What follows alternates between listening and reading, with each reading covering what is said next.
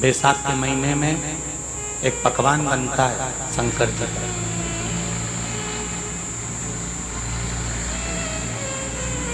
शिव जी के हाथ में त्रिशूल है, शिव जी के 3 नेत्र हैं, बेलपत्री में भी 3, बोलते जाओ, पत्ती है।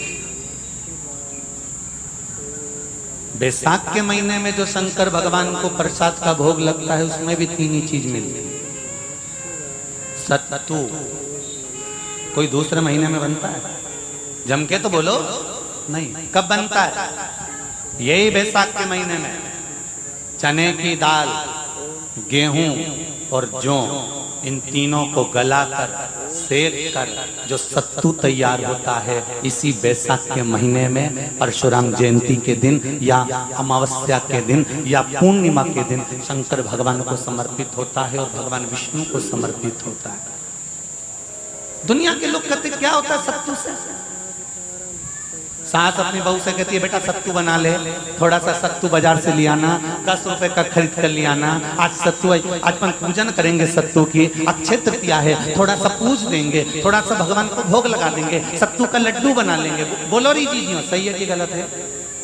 बाजार में भी सत्तू मिलता है तो बच्चे कहते हैं, बहुएं कहती हैं कौन खाएगा, काय को ला रहे हो, सत्तू का क्या काम है? पर शिव महापुराण की कथा कहती है, स्कंद पुराण की कथा कहती है, जिस समय पर बैसाख के महीने की सुंदर अमावस्या का दिन था, उस दिन माता पार्वती शंकर भगवान के लिए जब पकवान बनाने के लिए बैठी, कुछ नहीं मिला, तब माता पार्वती ने 3 अनाज को लिया, एक चना, दूसरा गेहूं और तीसरा जो, इन तीनों को भींग रहे थे उसको लेकर आए गंगा जी में से, उसको सेक कर माता ने अंगीठी पर और उसका जो सत्तू बनाकर शिव को दिया। शंकर भगवान ने कह दिया, सुन पार्वती, ये सत्तू नहीं, ये मेरी औषधि है। बैसाख के महीने में जो खाएगा वो जिंदगी भर रोएगा नहीं, शरीर से स्वस्थ हो। अब उसको लोगों ने हंसी खेल में ले लिया, सत्तू का क्या काम, मम्मी हम नहीं खाएंगे, बड़ा पूरा। शिव जी का एक एक चीज बैसाख के महीने में पियो बेल। बेल मतलब समझ गए? बेल का रस। बैसाख के महीने में पियो बेल और शरीर को रखो ऑलिव बेल। शरीर बेकार नहीं हो,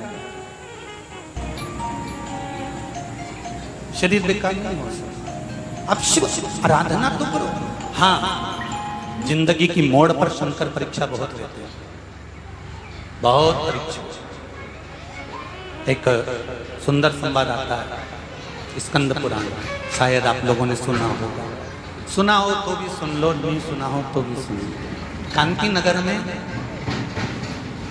राजा श्रियाजी रहते थे, उनकी धर्मपत्नी का नाम था चांगुणा। क्या नाम है उनका? चांगुणा। चांगुणा शिव भक्ति में लीन रहती थी, उसे शंकर की भक्ति के सिवा कुछ सुहाता ही नहीं था, शिव आराधना के सिवा उसको कुछ भाता ही नहीं था। दिन भर शंकर की शरणागति करना, शिव का स्मरण करना, शिव भक्ति में डूबे रहना। शंभो शंकर कह रहे, माँ उमा से, माँ पार्वती से मेरा महेश कह रहा है, मेरा बाबा भोलेनाथ, मेरा बाबा विश्वनाथ, मेरा त्रिकालदर्शी कैलाशी अविनाशी कह रहा है कि हे पार्वती,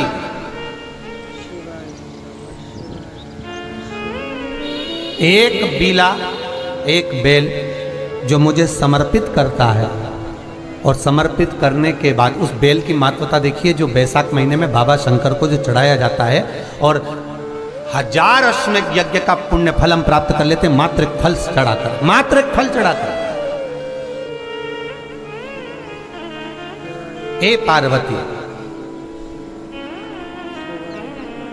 संसार का मनुष्य जब मुझे वो बेलपत्र समर्पित कर, वो बेल का फल समर्पित करता है, पार्वती वो फल जो मुझे चढ़ता है, फिर मैं भले नर्मदा के जल से निकला हुआ कंकर शंकर क्यों ना हूं, फिर चाहे मैं गंगा के जल से निकला हुआ कंकर शंकर क्यों ना हूं, चाहे फिर मैं यमुना के जल से निकला हुआ कंकर शंकर क्यों ना हूँ, चाहे मैं सरयू के जल से निकला हुआ कंकर शंकर क्यों ना हूँ, चाहे मंदाकिनी के जल से निकला हुआ कंकर शंकर क्यों ना हूँ। हे पार्वती, फिर जो भी शिवलिंग पर वो बेल समर्पित होता है वो बेल उठाकर जीव अपने कार्य में ले सकता है। ये माँ उमा से कह रहा है। तो उस बेल की महत्वता जानेंगे।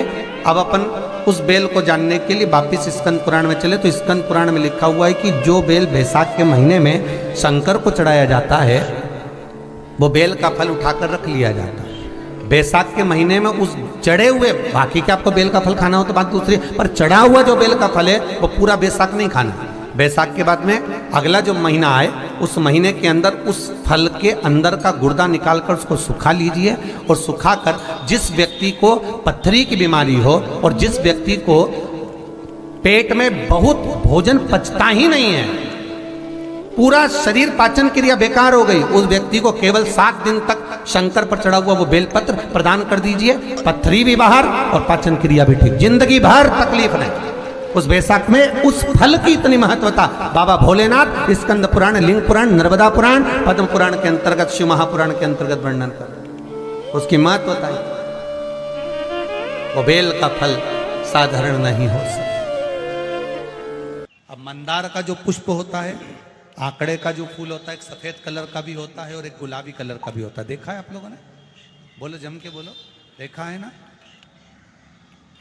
गुलाबी कलर का जो पुष्प होता है वो आप मंदार का, आंकड़े का जो गुलाबी कलर का पुष्प होता है आप टीवी पे देख रहे होंगे। एक सफेद देख रहे होंगे, एक मंदार का गुलाबी फूल, नीला कलर का फूल देख रहे होंगे। जो नीला कलर का जो पुष्प होता है, गुलाबी कलर का जो आंकड़े का फूल होता है, प्रयास करना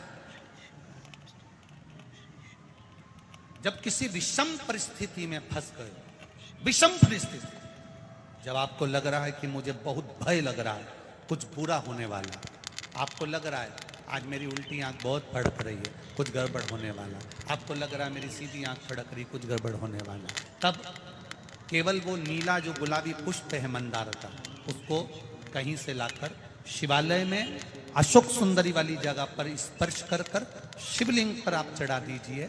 आपकी विषम परिस्थिति कैसी भी होगी वो रास्ता बनाकर बाहर निकल जाएगी। आपको फंसना नहीं, परेशान नहीं। मंदार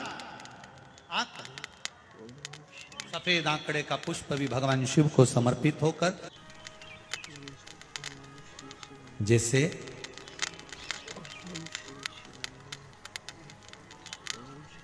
बेले के फल का गुर्दा, बेल का जो फल होता है, बेलपत्री का फल, उसका जैसे गुर्दा, उसके अंदर का जो भाग होता है बेल का, वो गुर्दा,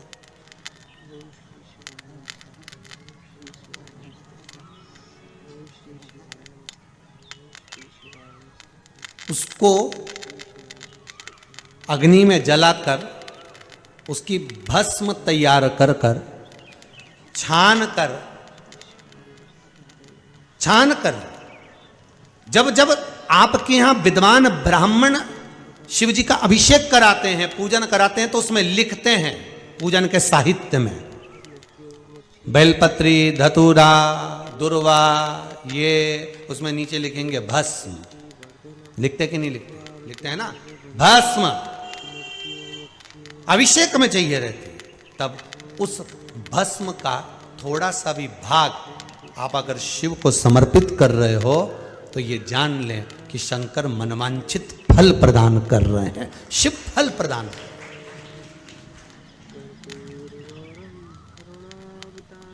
महाराज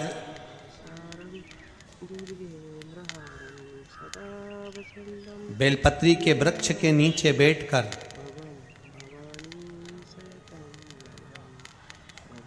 हाथ में एक बेलपत्र का पत्ता रखकर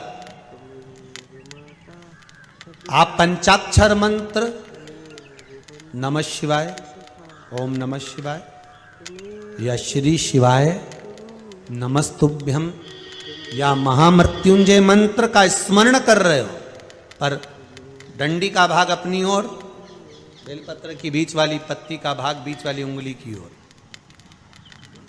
रखकर अगर आप स्मरण कर रहे हैं और अपनी कामना कर कर बेलपत्री के वृक्ष के नीचे बैठकर उस पत्ते को सम्मुख रखकर बाबा से विनय कर कर एकांत में उस बेलपत्री के वृक्ष की छांव में, बेलपत्री के वृक्ष की छांव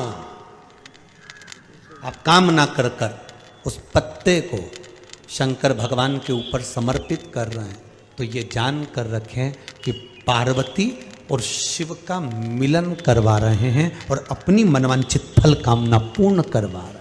क्योंकि शिव और पार्वती का जब मिलन होता है, शंकर पार्वती जब एक दूसरे के सम्मुख में होते हैं, शिव और पार्वती जब एक दूसरे के सामने अपने बच्चों के कारण एक दूसरे के सम्मुख में आते हैं, तो उनके चेहरे पर प्रसन्नता का भाव आ जाता है। फल, मनवांचित फल की कामना आप जिस कामना के लिए कर रहे हैं, विवाह के लिए, नौकरी के लिए, सर्विस के लिए, व्यापार के लिए, रोग मुक्ति के लिए, आप जिस कामना से कर रहे हैं, ईश्वर महादेव, जो व्यक्ति पथभ्रष्ट हो जाए, जैसे मदिरा के नशे में पड़ गया, कहीं जुए में पड़ गया, कहीं मांसाहार में पड़ गया, कहीं व्यसन में पड़ गया, कहीं गलत काम में अगर कोई जा रहा है, तो श्रंभेश्वर महादेव के नाम से काली तिल भगवान शिव को समर्पित करी जाती है। महाराज काली तिल को वापस उठा कर ले आते हैं। उसी काली तिल को जो मदिरा का नशा करने वाला होता है या जो गलत व्यसन में डूबा हुआ होता है, उसको वो सुबह के समय अगर नहीं खाता तो भोजन के साथ उसको दिया जाए। श्रंभेश्वर महादेव। एक बेलपत्री का भी बहुत अच्छा प्रयोग है श्रंभेश्वर महादेव का, मदिरा पीने वालों के लिए, मांसाहार, व्यसन में, जुए में, वेश्यावृत्ति में, पर नारी में, गलत जगह पर जो डूबे रहते हैं उनके लिए। पहले की कथा में उसका वर्णन किया है बेलपत्री। श्रंभेश्वर महादेव, एक बार सब बोलेंगे, कौन से महादेव? श्रंभेश्वर महादेव। फिर जम के बोल लो एक बार, श्रंभेश्वर महादेव। जब हमारे घर में क्रोध बढ़ता है या कोई गलत कार्य में जाने लगता है, तो श्रंभेश्वर महादेव का हमें शरणागति लेना चाहिए, श्रंभेश्वर महादेव का पूजन करना चालू कर देना चाहिए। कई लोग कहते हैं महाराज जी ये श्रंभेश्वर महादेव का मंदिर कहाँ मिलेगा, हम कहाँ पूजन करने जाए? कहीं नहीं जाना, तुम्हारे घर के पास में जो शंकर जी का मंदिर है वहीं जाओ, उसी देवालय में, उसी मंदिर में जाओ, श्रंभेश्वर महादेव के नाम से जल चढ़ाना प्रारंभ करेंगे। वो जल जो गलत संगत में पड़ा हुआ है उसका आचमन कराना प्रारंभ करेंगे, अपने आप उसकी धीरे धीरे बुद्धि सुधरना प्रारंभ हो जाएगी। ऐसा श्रंभेश्वर महादेव का ओम नमः शिवाय नमस्तुभ्यं।